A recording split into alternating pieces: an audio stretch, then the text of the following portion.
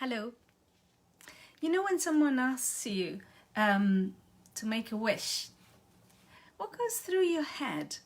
What goes through your mind when you are considering what wish to make? And when it's your birthday, do you make a wish? What do you wish for?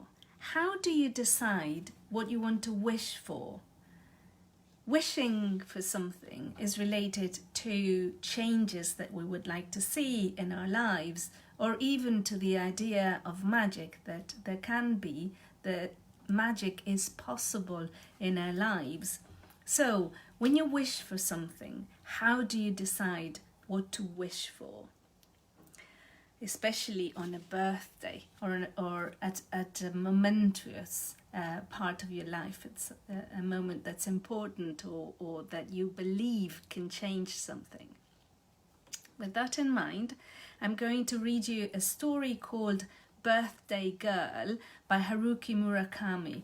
It's from a little anthology called Birthday Stories that Murakami put together. So it's several different authors writing birthday stories, and this one is Murakami's own. Birthday Girl by Haruki Murakami, translated from the Japanese by Jay Rubin. She waited on tables as usual that day, her 20th birthday. She always worked on Fridays, but if things had gone according to plan on that particular Friday, she would have taken the night off. The other part-time girl had agreed to switch shifts with her as a matter of course. Being screamed at by an angry chef while lugging pumpkin gnocchi and seafood fritto to customers' tables was no way to spend one's 20th birthday. But the other girl had aggravated a cold and gone to bed with unrelenting diarrhea and a temperature of 104 degrees, so she ended up working, after all, at short notice. She found herself trying to comfort the sick girl who had called to apologize. "Don't worry about it," she said. "I wasn't going to do anything special anyway, even if it is my 20th birthday." And in fact, she was not at all that disappointed. One reason was the terrible argument she had had a few days earlier with a boyfriend who was supposed to be with her that night. They had been going out since high school. The argument had started from nothing much, but it had taken an unexpected turn for the worse until it became a long and bitter shouting match. One bad enough, she was pretty sure, to have snapped their long-standing ties once and for all. Something inside her had turned rock hard and died.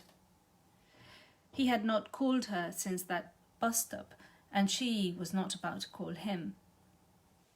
Her workplace was one of the better-known Italian restaurants in the Toni Roppongi district of Tokyo. It had been in business since the late 60s and, while its cuisine was hardly cutting edge, its high reputation was fully justified. It had many regular customers and they were never disappointed. The dining room had a calm, relaxed atmosphere without a hint of pushiness. Rather than a young crowd, the restaurant drew an older clientele which included some famous actors and writers. The two full-time waiters worked 6 days a week. She and the other part-time waitress were students who took turns working 3 days each. In addition, there was one floor manager and at the register a skinny middle-aged woman who had apparently been there since the restaurant opened, literally sitting in the one place, it seemed, like some gloomy old character from Little Dorrit. She had exactly 2 functions: to accept payment from the customers and to answer the phone.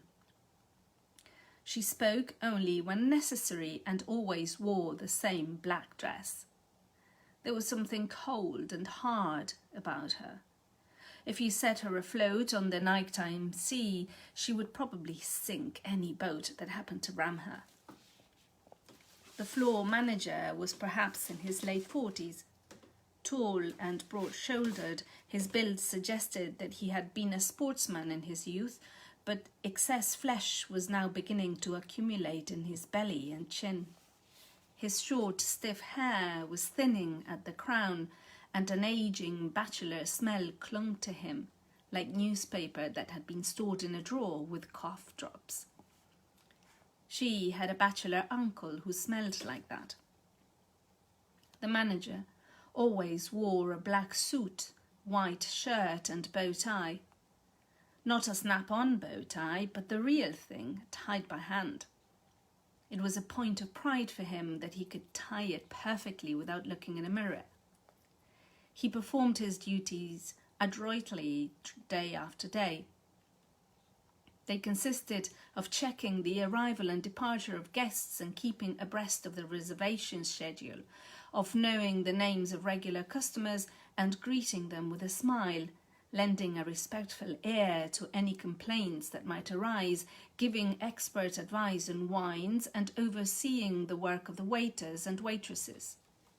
It was also his special task to deliver dinner to the room of the restaurant's owner.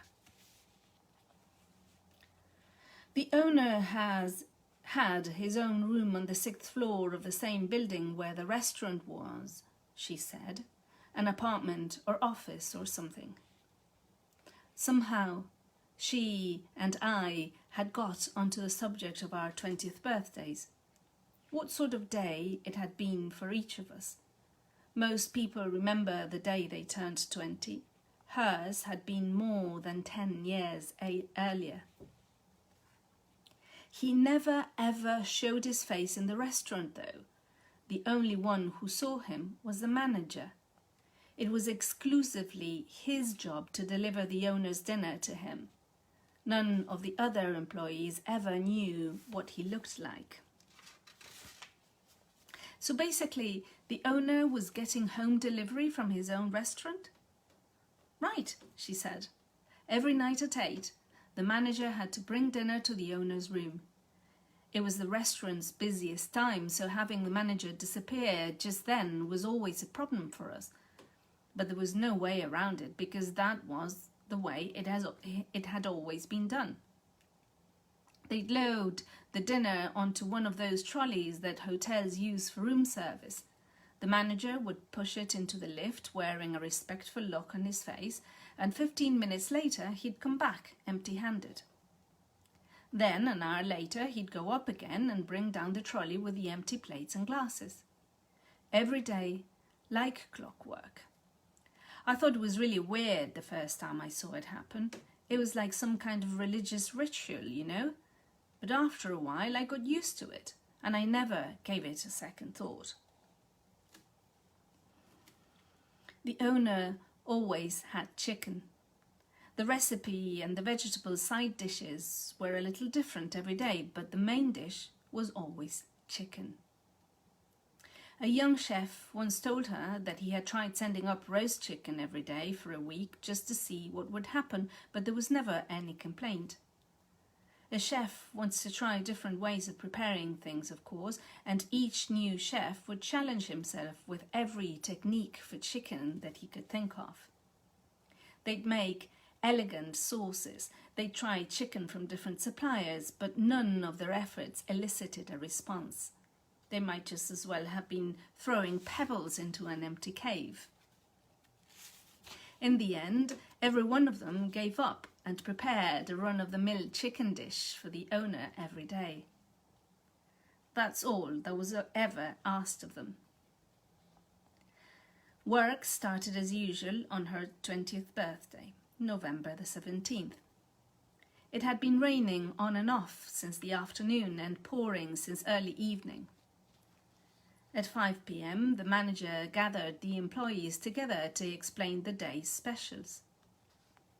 Servers were required to memorize them word for word and not use written notes.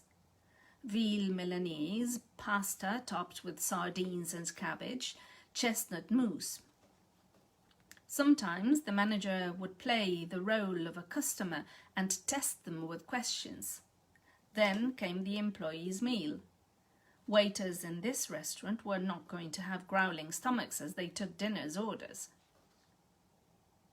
The restaurant opened its doors at 6 o'clock, but due to the downpour, guests were slow to arrive and several reservations were simply cancelled.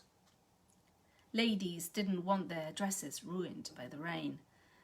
The manager walked around, tight-lipped, and the waiters killed time polishing the salt cellars and pepper mills or chatting with the chef about cooking.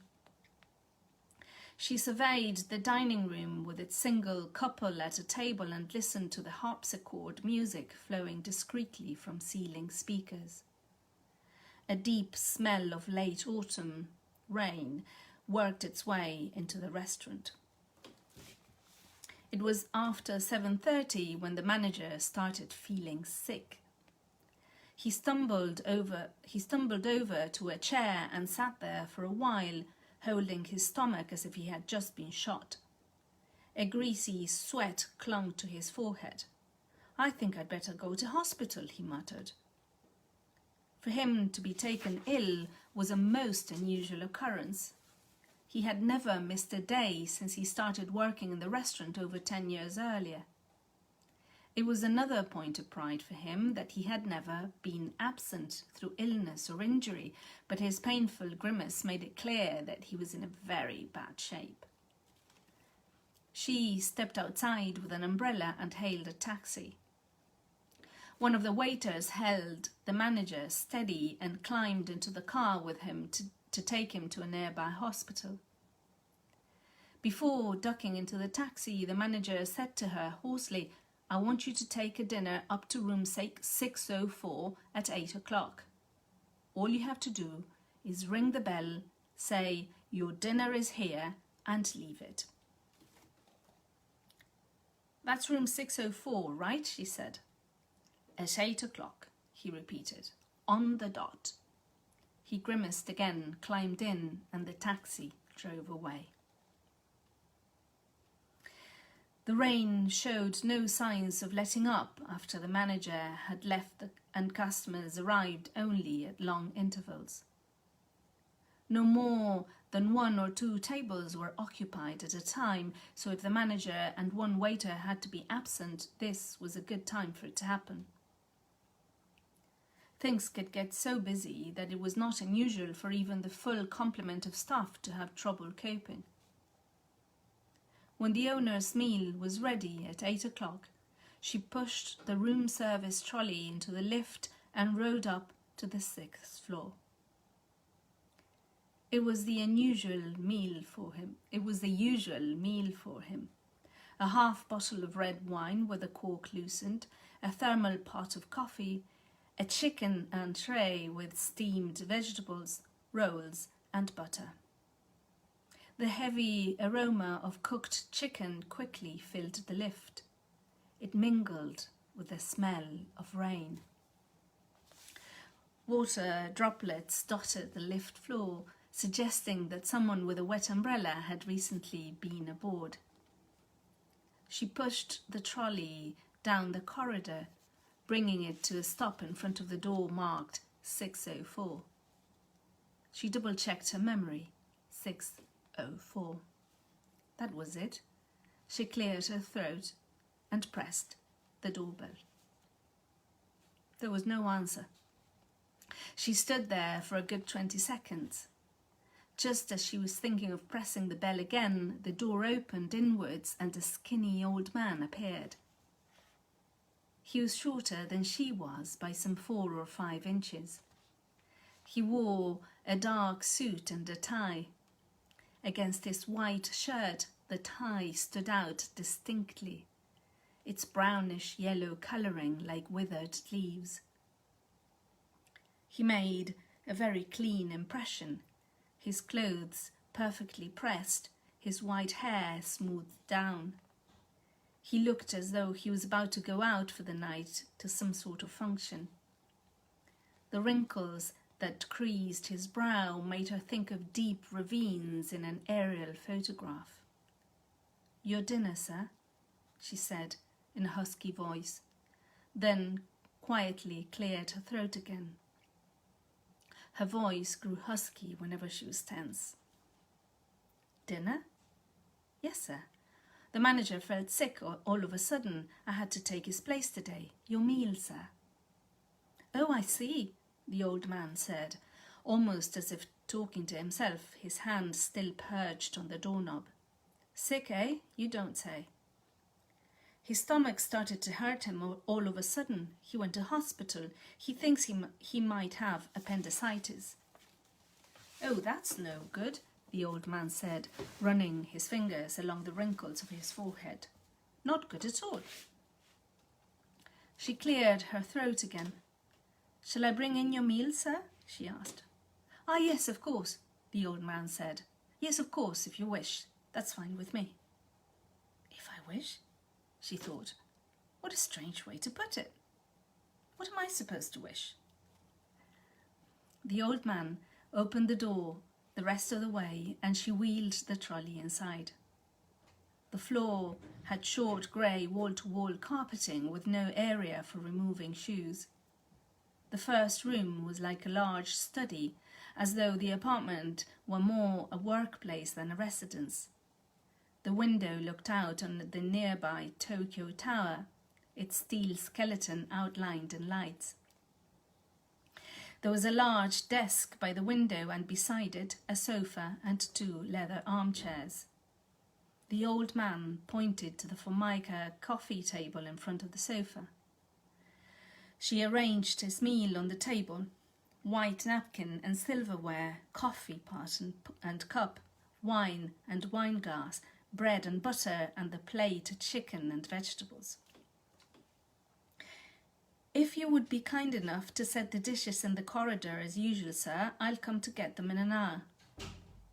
Her words seemed to snap him out of an appreciative contemplation of his dinner. Oh yes, of course.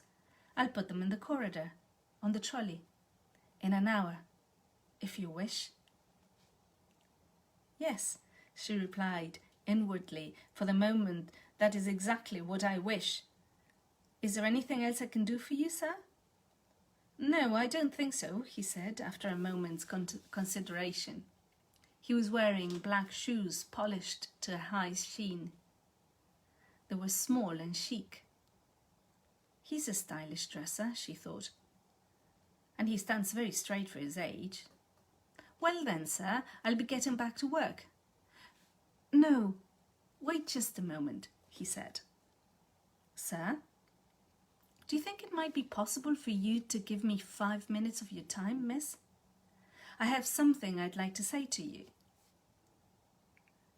He was so polite in his request that it made her blush. I think I should be all right, she said. I mean, if it really is just 5 minutes. He was her employer, after all. He was paying her by the hour. It was not a question of her giving or taking her time. And this old man did not look like a person who would do anything bad to her. By the way, how old are you? The old man asked, standing by the table with arms folded and looking directly into her eyes. I'm 20 now, she said. 20 now, he repeated, narrowing his eyes as if peering through some kind of crack. 20 now, as of when? Well, I just turned 20, she said. After a moment's hesitation, she added, Today is my birthday, sir. I see, he said, rubbing his chin as if this explained a great deal for him. Today, is it? Today's your 20th birthday? She nodded. Your life in this world began exactly 20 years ago today. Yes, sir, she said. That's correct. I see, he said. That's wonderful. Well then, happy birthday. Thank you very much, she said. And it dawned on her that this was the first time all day that anyone had wished her a happy birthday. Of course, if her parents called from Oita, she might find a message from them on the answering machine when she got home from work. Well, this is certainly a cause for celebration, he said. How about a little toast? We can drink this red wine." "Thank you, sir, but I couldn't. I'm working now." "Oh, what's the harm in a little sip? No one's going to blame you if I say it's all right. Just a token drink to celebrate." The old man slid the cork from the bottle and dribbled a little wine into his glass for her. Then he took an ordinary drinking glass from a glass-doored cabinet and poured some wine for himself. "Happy birthday," he said. "May you live a rich and fruitful life, and may there be nothing to cast dark shadows on it." They clinked glasses. "May there be nothing to cast dark shadows on it." She silently repeated his remark to herself. Why had he chosen such unusual words for her birthday toast? "Your 20th birthday comes but once in a lifetime, miss. It's an irreplaceable day." "Yes, sir, I know," she said, taking a cautious sip of her wine. "And here, on your special day, you have taken the trouble to deliver my dinner to me like a kind-hearted fairy." "Just doing my job, sir." "But still," the old man said with a few quick shakes of the head, "but still, lovely young miss." The old man sat in the leather chair by his desk and motioned her to the sofa. She lowered herself gingerly onto the edge of the seat, the wine-glass still in her hand. Knees aligned, she tugged at her skirt, clearing her throat again. She saw raindrops tracing lines down the window pane. The room was strangely quiet. "Today just happens to be your 20th birthday, and on top of that you have brought me this wonderful hot meal," the old man said, as if reconfirming the situation. Then he set his glass on the desktop with a little thud. "This has to be some kind of special convergence, don't you think?" Not quite convinced, she managed a weak smile. "Which is why," he said, touching the knot of his withered leaf-coloured tie, "I feel it is important for me to give you a birthday present. A special birthday calls for a special commemorative gift." Flustered, she shook her head and said, "No, please, sir, don't give it a second thought. All I did was bring your meal the way I was instructed to." The old man raised both hands, palms towards her. "No, miss. Don't you give it a second thought. The kind of present I have in mind is not something tangible, not something with a price tag. To put it simply," he placed his hands on the desk and took one long, slow breath, "what I would like to do for a lovely young fairy such as you is to grant a wish you might have and to make that wish come true. Anything at all that you wish for, assuming that you do have such a wish." "A wish?" she asked, her throat dry. "Something you would like to have happen, miss. If you have a wish, one wish, I'll make it come true." "That is the kind of birthday present I can give you. But you had better think about it very carefully, because I can grant you only one." He raised a finger, "Just one. You can't change your mind afterward and take it back." She was at a loss for words. One wish? Whipped by the wind, raindrops tapped unevenly at the window pane. As long as she remained silent, the old man looked into her eyes, saying nothing. Time marked its irregular pulse in her ears. "I have to wish for something and it will be granted?" Instead of answering her question, the old man, hands still side by side on the desk, just smiled. He did it in the most natural and amiable way. "Do you have a wish, miss, or not?" he asked gently. "This really did happen," she said, looking straight at me. "I'm not making it up." "Of course not," I said. She was not the sort of person to invent some goofy story out of thin air. "So, did you make a wish?" She went on looking at me for a while, then released a tiny sigh. "Don't get me wrong," she said. "I wasn't taking him 100% seriously myself. I mean, at 20, you're not exactly living in fairy tale world anymore. If this was his idea of a joke, though, I had to hand it to him for coming up with it on the spot. He was a dapper old fellow with a twinkle in his eye, so I decided to play along with him. It was my 20th birthday after all. I thought I ought to have something not so ordinary happen to me that day. It wasn't a question of believing or not believing." I nodded without saying anything. "You can understand how I felt, I'm sure. My 20th birthday was coming to an end without anything special happening, nobody wishing me a happy birthday, and all I'm doing is carrying tortellini with anchovy sauce to people's tables." "Don't worry," I said, "I understand." So I made a wish. The old man kept his gaze fixed on her, saying nothing, hands on the desktop. On the desk were also several thick folders that might have been account books, plus writing implements, a calendar and a lamp with a green shade. Lying amongst them, his small hands looked like another sort of desktop furnishing.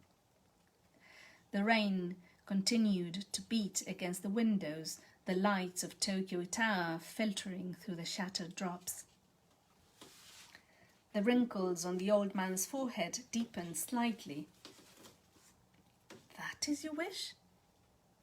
"Yes," she said. "That is my wish." "A bit unusual for a girl your age," he said.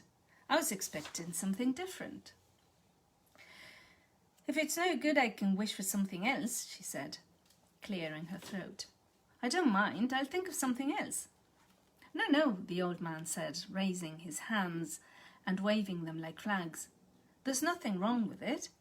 Nothing at all. It's just a little surprising, miss. Don't you have something else?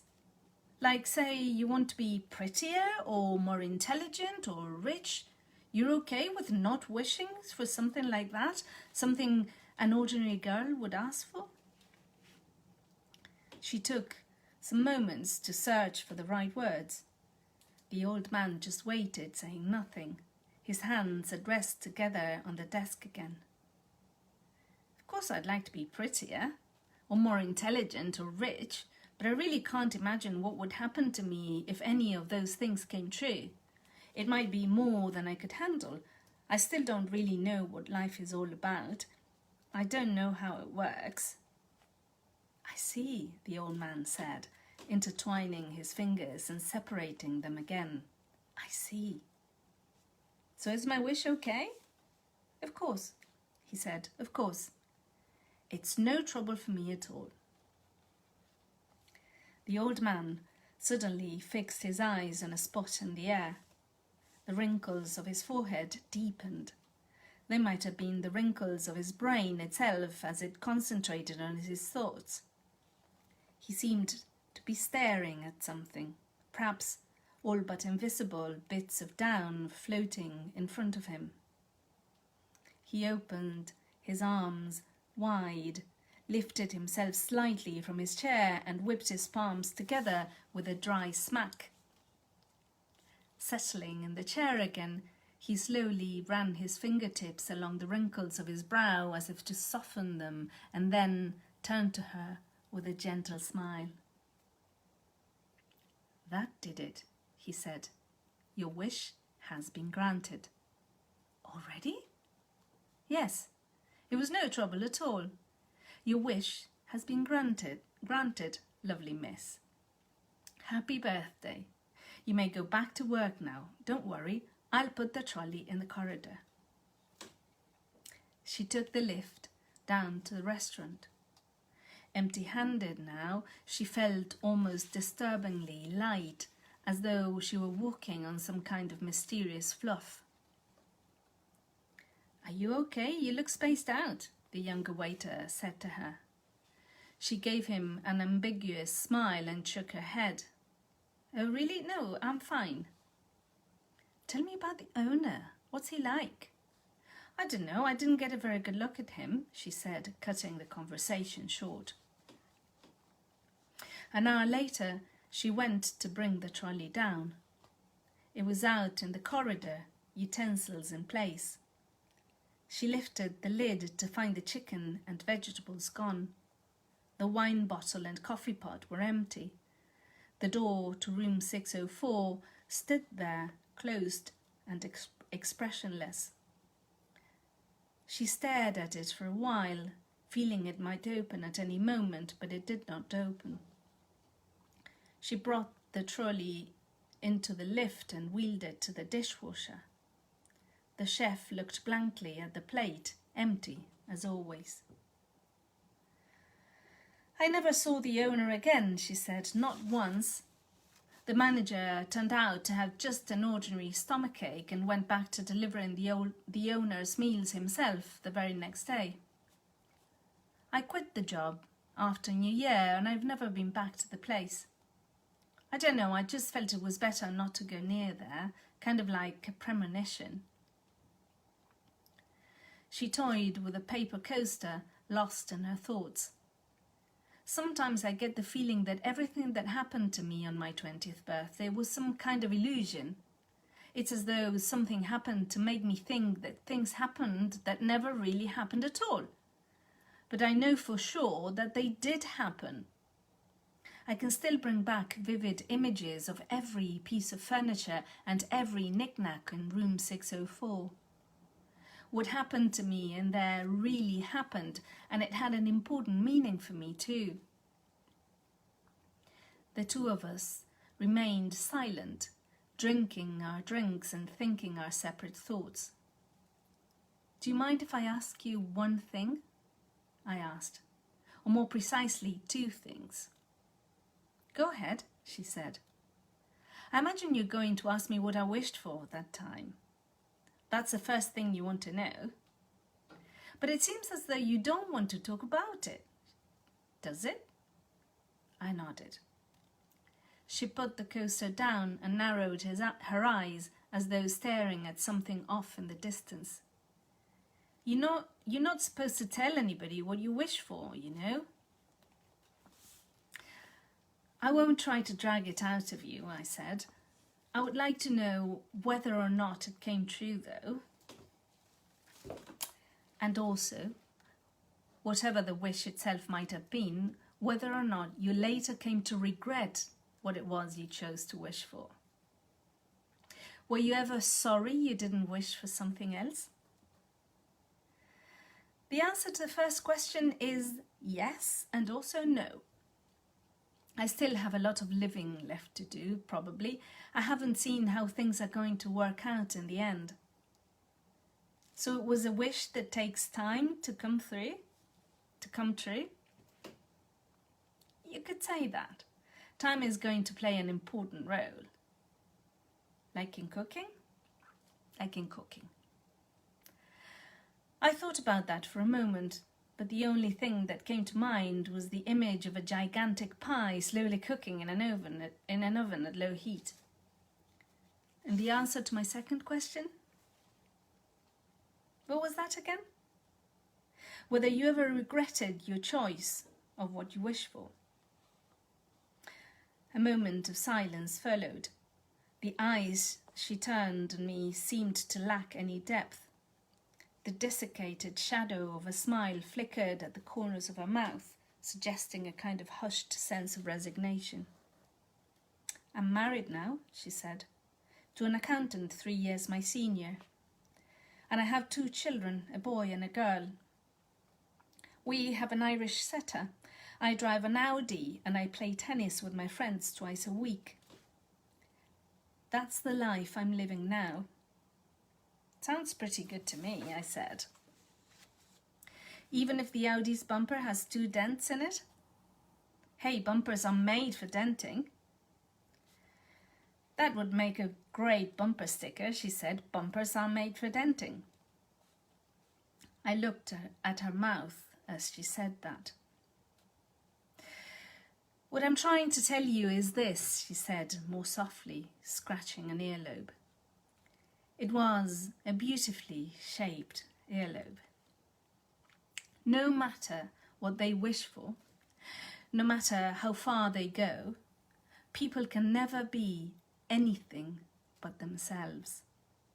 That's all. There's another good bumper sticker, I said.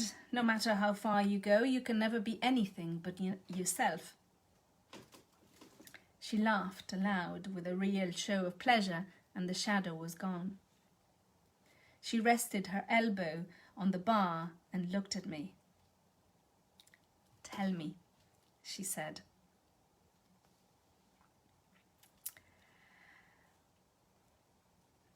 What would you have wished for if you had been in my position?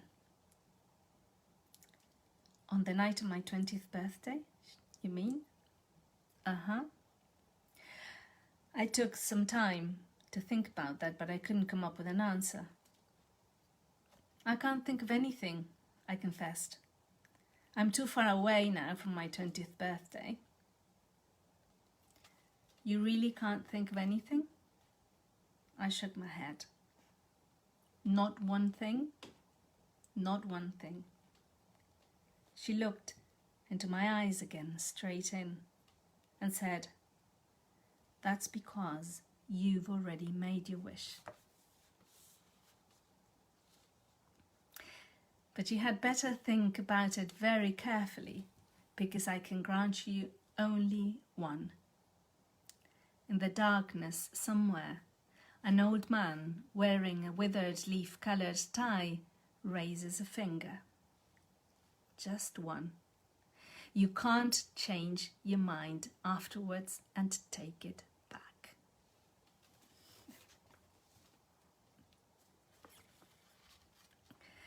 That was Birthday Girl by Haruki Murakami. I love this story and I hope you have enjoyed it too. Thank you very much for listening and see you next time.